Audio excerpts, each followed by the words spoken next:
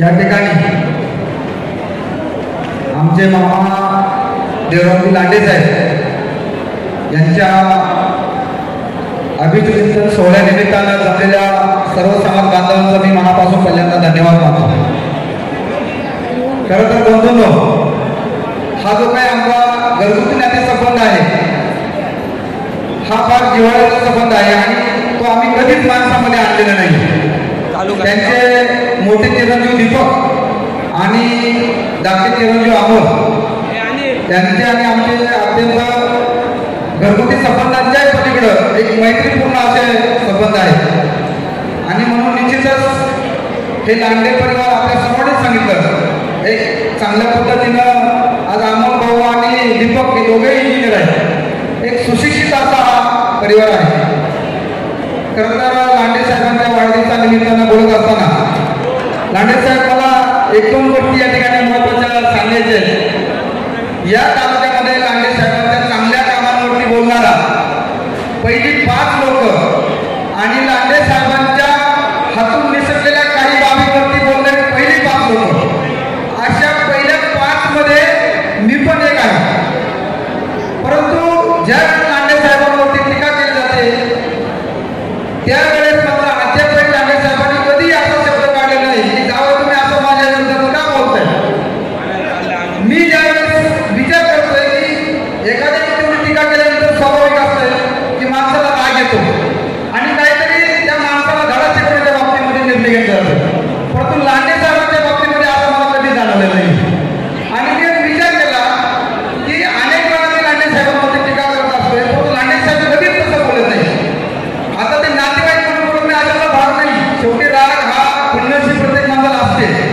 परंतु मी त्याच्यावर जेव्हा विचार केला आणि मग माझ्या मोठं निदर्शनामध्ये लांडे साहेब की कदाचित लांडे साहेब हे कमी पुस्तकं वाचणारा व्यक्तिमत्व असू शकते परंतु लाखोच्या संख्येने माणसं वाचलेलं ते व्यक्तिमत्व आहे आणि म्हणून कदाचित त्यांचा जो संयम मी पाहिलेला आतापर्यंत तर मला त्याचं खरंच या संयमाचं फार असं अप्रूप वाटतं या गोष्टीचं की हा माणूस कधीच कुणावर रागवत नाही आणि माझ्यावर कधीच रागवलेला नाही।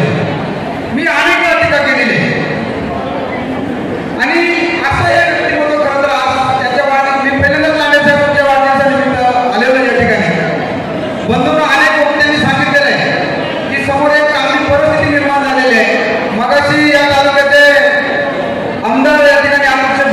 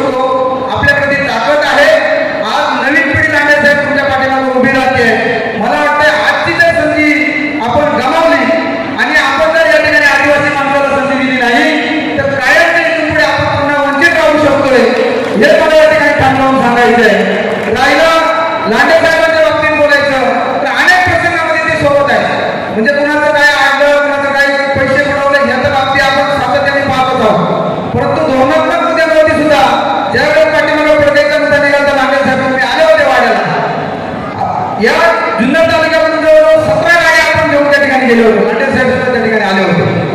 आता सुद्धा हिरड्याचा प्रश्न होता, हिरड्याला हमीभाव मिळावा म्हणून आपण किसान सभेच्या माध्यमातून 11 दिवस उपोषण केलं.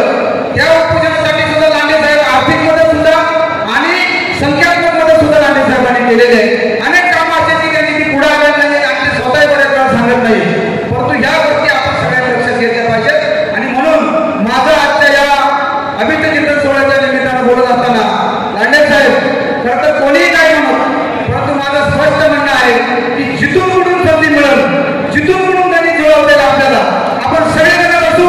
इतर दिवसाकडे आमचे घोडे साहेब आहेत, डॉक्टर केदारी साहेब आहेत, सगळे मंडळी आहेत. मला असं वाटतं की आपण जर हे गणित व्यवस्थित जुळवलं तर या ठिकाणी असणाऱ्या वंचित माणसाला न्याय मिळू शकतो. आणि प्रस्थापितांची एक आपण म्हणतो की पारंपरिक पद्धतीनं एक ओव्हर कॉन्फिडन्स त्यांच्याकडे आहे की आमच्याशिवाय पर्याय नाही, अशी जी काय मानसिकता आहे, या मानसिकतेला खरं आपण छेद देऊ शकतो. आणि ती देण्याची संधी आज निर्माण झालेल्या बंधूंनो, ही संधी कोणी गमावता कामा नये असं माझं या ठिकाणी स्पष्ट म्हणणं आहे. यांच्या संपत्तीवरून भांडणं झालेले आहेत, यांच्या पक्षाच्या ताब्यादारीवरून भांडणं झालेली आहेत, यांच्या अनेक बाबीवरून भांडणं झाले, ते होऊ द्या. कारण शेवटी एक ना एक दिवस खरं तर नियतीचा नियमच आहे. जर आधी केलं तर त्याची माती होते आणि यांनी आता सगळं आधी केलेलं आहे. त्याच्यामुळे लांडे साहेब, मी तुम्हाला या ठिकाणी स्पष्ट असं माझं तुम्हाला विनंती आहे की आपण ही संधी गमावता कामा नये. ज्यांना ज्यांना सोबत घेता येईल त्यांना त्यांना सोबत घ्या. आम्ही सर्वजण तुमच्या पाठीमागं ताकदीने उभं राहू आणि या ठिकाणी त्या प्रस्थापित व्यवस्थेला एक मोठा धक्का देऊ असं या ठिकाणी थांबतो आणि थांबतो. धन्यवाद.